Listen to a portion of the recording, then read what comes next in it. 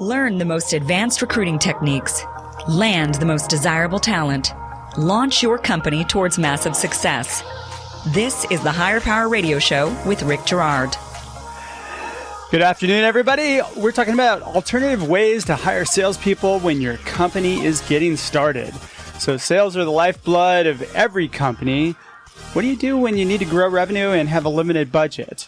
Well, you get creative. And today we're talking about an interesting alternative to driving sales. Today's quote: pretend that every single person you meet is a sign around his neck that says, "Make me feel important." Not only will you succeed in sales, but you will succeed in life. And that was Mary Kay Ash. I'm Rick Girard, and welcome to the Higher Power Radio Show. Our mission is to help entrepreneurs and startup executives avoid costly hiring mistakes. We do this by identifying a specific problem and provide proven tactical solutions to help you win the right hire. We're sharing insights from top-performing rebel entrepreneurs, disruptors, and industry experts like our guest today, Marinela Gombosev. She is the president and COO of Evoke Neuroscience, which is a commercial stage diagnostic company focusing on early detection of Alzheimer's and other dementias with a vision of ultimately eradicating dementia. Great cause. I love it. Marinela is a roll-up-the-sleeves leader who strives to work across all levels of an organization, lead from a place of authenticity, and effectively represent the company to its clients, partners, and investors.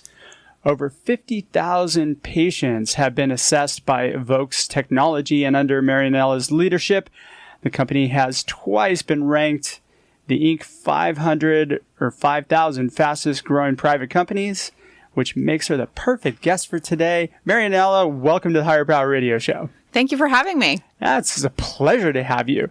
Now, today we're going to cover the good, the bad, and the ugly of hiring independent sales reps, because we're going to talk about your experience with that, and then how to hire them and what to look out for. Independent sales reps. Why? Yeah, great question. So first, let's define what an independent sales rep is. Yeah. So an independent sales rep is a professional salesperson that works for themselves, either under any kind of organizational structure, or they could lead a small independent team, and they are not an employee of the company. So in order to qualify as an independent sales rep, it's typically paid in a 1099 basis. They have to meet certain legal requirements, including having multiple clients, not working under your direction, et cetera. And we won't talk much about that today. But just so that everybody's clear, an independent sales rep is a professional salesperson who represents multiple products. So they choose which products they represent, and it's our job to identify the right ones and make sure there's alignment and incentives and call points, and bring success to the company in a model that doesn't require a lot of overhead and upfront investment. So what was the problem that you were trying to solve initially that made you choose this model? Yeah. So when I came on with Evoke almost 5 years ago, the founders had brought a great product to market. However, at the time, we did not have sufficient funds to hire our own sales force. This typically runs a minimum of $2 million if you're really looking at attacking the U.S. market. So, and that's just to get started. And of course, at that stage of the company, we knew we had to generate revenue. We had a great product. We had to get it out to market, but we did not have that capital to invest in that sales organization. That happens so often too, because most of the money gets absorbed by R&D, right? Yeah. And so really to do this very rapidly and quickly, rather than hiring one salesperson in a certain region to try to get traction in that one area, I decided that it would be smart for the company to explore this 1099 model, not just because it's less capital intensive, but also it gave us a huge resource in various geographies in the U.S. to get feedback from the market. So it extends your reach quite a bit. Yeah, it not only extends our reach, but it also gives us insights on reimbursement and opinions about our product in a diverse geographical area. Is this a model that you had worked with before, maybe one of your prior companies, or was this something that came about via research that you did? Or yeah, it's something that came about via research that I did. So I had not employed. Yes, basically, and I gave it a lot of thought, and we considered it internally quite a bit. Decided to give it a try, and basically actually, I was tipped off to a great resource online that is basically a website for hiring independent sales reps, or they're also sometimes called manufacturers reps. Okay. And once I came upon that resource, I used it as a recruiting tool. How did this help you grow the company? Well, yeah, with a very focused effort in the first 3 months, we were basically able to onboard 50 independent sales reps. And how much did that cost you? It cost us zero upfront other than our own labor to put the program together, incentives plans, training materials, et cetera, and our own staff to facilitate the onboarding and training. But there was no upfront costs, which other than a subscription fee of, I think it was $99 a month for the service for recruiting through this website. Did you guys figure out exactly how much it cost you or get a round number of how much it cost you to just create and drive that program? Well, because all of the compensation is paid out upon successful sales, there are no upfront costs, really. So, no, we did not try to calculate whether it's what percentage of our overhead went to that. But there were no outside capital requirements. Let's just put it that way. That's such a great resource for a lot of smaller startups. And I think a lot of them don't know about that. Or even if you do research, it's kind of hard to find that. Because I looked at the website you told me about, and I'm like, wow, okay, so these guys have been around for a long time. But you don't hear about this too often unless somebody were to turn this on to you. You're right. And I actually did some pretty deep research in this area, talking to a lot of sales reps, and this was brought up to me. And so it's not kind of a niche, I would say, as far as sales reps are concerned. But what's interesting about it, too, is that even though we're a medical technology company, this model can apply to anything from beauty products to services to medical technologies, et cetera.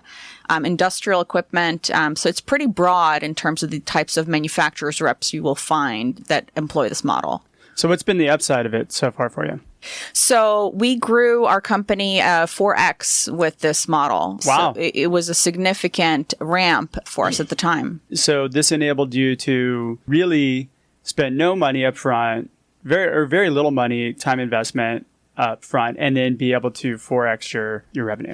Yeah, and don't get me wrong, it's not that we didn't employ other channels. We still continue to go to trade shows, et cetera. But when we look back at the history, about 80% of our sales were derived from this source of sales.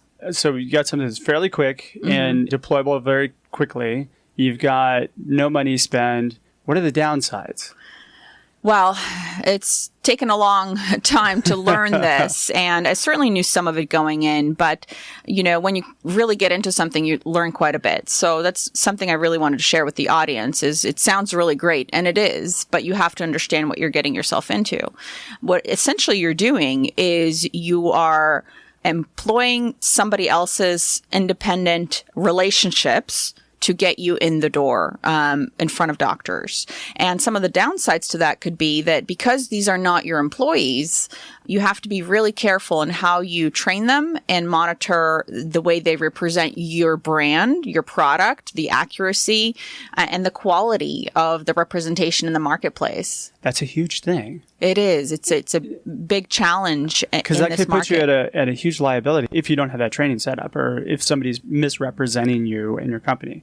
Yeah, so if anybody's considering this model, I would definitely caution that you have a very solid contract, that you set expectations very clearly, and that you control as much in-house as you can. For example, we never let our reps create their own materials without our approval. Every single piece of communications that was customer-facing was either created or in writing approved by our company. And then I would imagine you have to continuously hire people, right? So it's a cycle that you're going to have to keep putting into the funnel. Yeah. So, and that's turned out to be sort of this revolving door, a concept that I like to call it. So just like sales is a numbers game, so is recruiting of independent reps. The more you have in the door that are well trained, the more of a chance you have to be successful. But because there's nothing holding them there, and because there are other products they can pick up, they will move on to whatever product basically makes them the most money, has the most success for them. Because of that, there has to be a really high turnover, either because they couldn't sell in the first place, they weren't targeting well, or they just decided to move on to something else. You got to pay pretty high commissions in order to gain their attention, especially if they're selling multiple projects, right? Correct. Yeah. And that's an important point too, is when you go into this model, you have to understand that you are buying their time. And a salesperson is always going to go where they're most commissioned. It's just the natural order of things. That's what you want. So you want to incentivize them to take your product as their leader product. So the important point is that when you incentivize them, it has to be a significant percentage, usually a percentage of your revenue that you generate from the product. So it's costly on the back end, not the front end. Correct. Okay. Yeah. So certain products may not qualify. If you don't have a high margin, gross margin on your product, you may not have enough room to let manufacturers in and come sell your product. I would imagine that would be tough with competitive marketplace, right? Potentially, yeah. Okay. You're listening to the Higher Power Radio Show. I'm your host, Rick Girard. Hey, book me to come speak at your next corporate event. You can find out how at rickgirard.com. We're speaking with Marinela Gombosev. She's the president and COO of Evoke Neuroscience, and we're talking about salespeople, specifically independent sales reps, as an alternative to hiring a sales staff. So how do you go about and hire them, Marinela? Like, what process would you go through? Yeah. So the first thing is to identify a recruiting resource. I've actually not just used the website I mentioned before, but I've actually used other sales rep managers to recruit other reps. So the first thing is get your comp plan right. We just talked about that a little bit ago. Sure. Make sure that it's highly incentivizing to the audience. Market test it, run it by a few people, make sure you've got the right comp. Once you've got that, you need to really clearly define who your product is for. Startup entrepreneurs generally like to say, well, it's for everybody. Yeah, they don't want to lose a sale. Exactly. Yeah. And that's the surest way to lose a sale is by selling your product to everybody. Yep. It's about hyper-targeting, and which I'm sure you talk a lot about. Absolutely. You're not going to go sell your product to a chiropractor or a massage therapist. Right. It makes sense that you have a really targeted market. Yes. So you have to be extremely clear, even when you're recruiting, who you're targeting, because that goes two ways. One, you're going to waste a lot of time and lose a lot of sales if you're targeting everybody. But more importantly, and from a practical sense, if you bring on an independent rep who is not seeing your target audience, they will never reach your target customer. So because they represent other products, we have to make sure that the call points match. And what I mean by that is basically that your product matches exactly the target audience as best as possible of the other products that the sales rep is selling. So you're effectively buying their relationships, the relationships they have in the market they're accustomed to. Yeah, there are two things. Yeah. So one is you're buying their relationship in the sense of if they have already sold to a particular customer who's aligned with your product, then you have that much of a greater chance of selling to that same customer. In fact, that sales rep does, because they already have a relationship, established business relationship.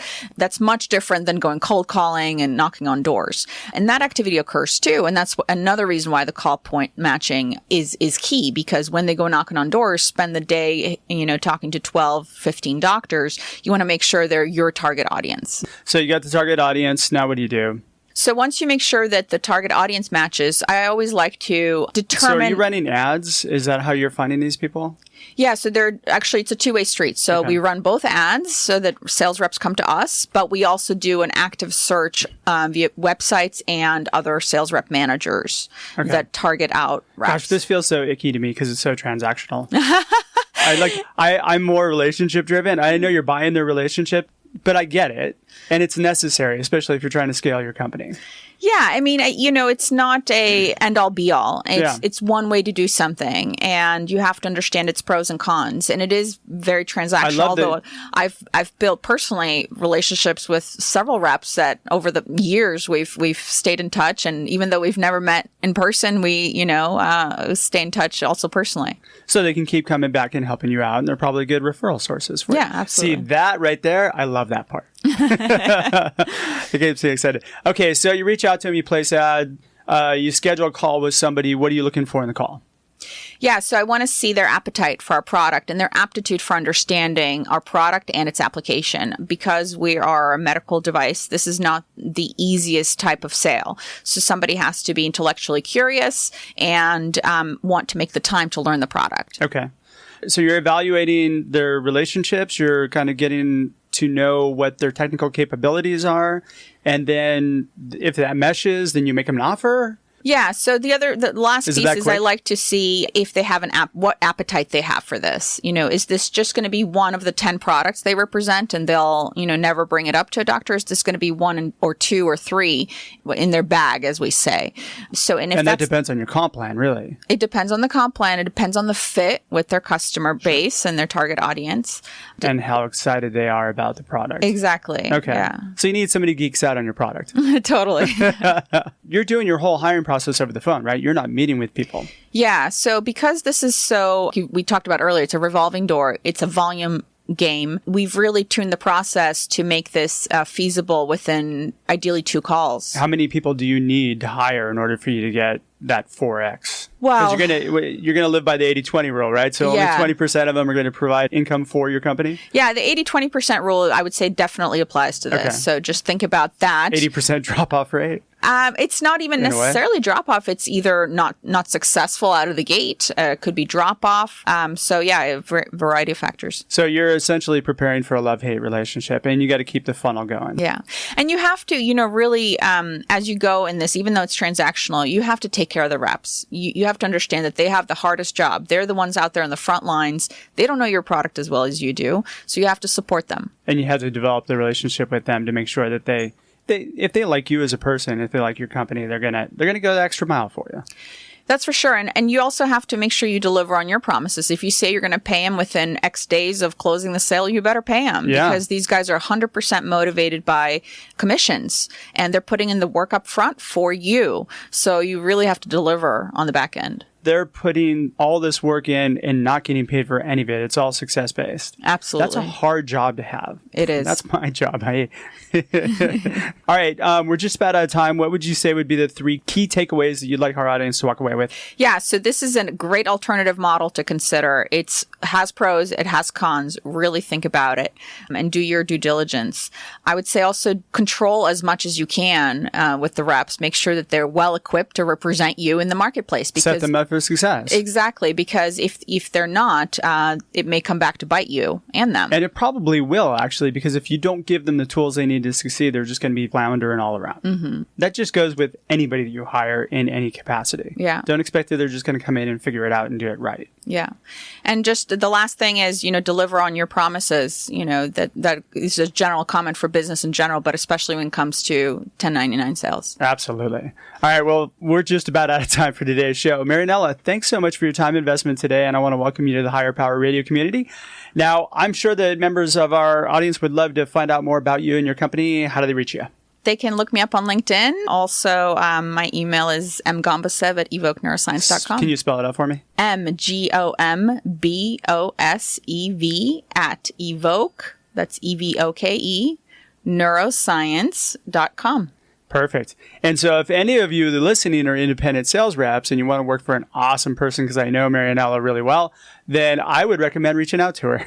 So I want to thank our listening audience for tuning in to this week's episode of Higher Power. A quick thanks to our team, our engineer Paul Roberts, our producers Andrea Ballin, Shanti Ryle, and Ayla Gerard. If you're listening to the podcast, please subscribe, review, and share. We need your feedback to bring more highly valuable content to you. You can join the Higher Power Radio community at Higher, that's HIRE, Power, POWER, radio, RADIO.com. And hey, have a look at rickgerard.com or stridesearch.com too. We've got some upcoming webinars that are going to be talking about the secret of passive recruiting. So would love to have you join us on that. Tune in next week. Our guest is going to be Shane Bernstein. Shane is the founder and CEO of Rollbot. I'm your host, Rick Gerard, and you have been listening to the Higher Power Radio Show. Aloha. Thank you for listening to Higher Power with Rick Gerard on OC Talk Radio.